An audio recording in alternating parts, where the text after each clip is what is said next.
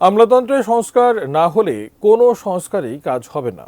জন আকাঙ্ক্ষা পূরণে প্রত্যাশিত সিভিল সার্ভিস শীর্ষক সেমিনারে যোগ দিয়ে বক্তারা এমন কথা বলেছেন। সকালে রাজধানীর খামারবাড়িতে সেমিনারটির আয়োজন করে আন্তঃক্যাডার বৈষম্য নিরসন পরিষদ।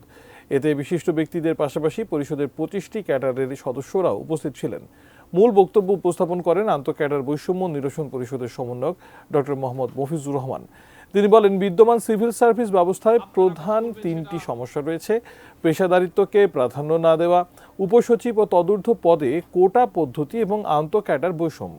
লেখক ও কলামিস্ট ফিরোজ আহমেদ বলেন, জনসেবা নিশ্চিত করতে সিভিল সার্ভিসের বৈষম্য দূর করা প্রয়োজন।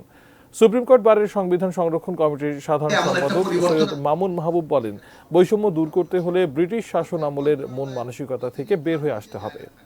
সেখানে একজন প্রশাসনিক কাজ করার জন্য একজন সচিব থাকতে পারে, কিন্তু একজন সচিব তো থাকতে হবে ওই বিশেষ বিষয়ে দক্ষতার জন্য। এই দাবিটা তো নিশ্চিতভাবেই ন্যায্য যে জনপ্রশাসন না, বিশেষজ্ঞদের হাতেই মন্ত্রণালয়ের প্রধান দায়িত্বটা থাকতে হবে। মহান মুক্তিযুদ্ধে 30 লাখ শহীদের আত্মহত্যির পর যে নতুন বাংলাদেশ আমরা সৃষ্টি করলাম, মানে কোনো কিছু বুঝে ওঠার আগেই সেই একই লিগ্যাসি আমরা বহন করে চললাম।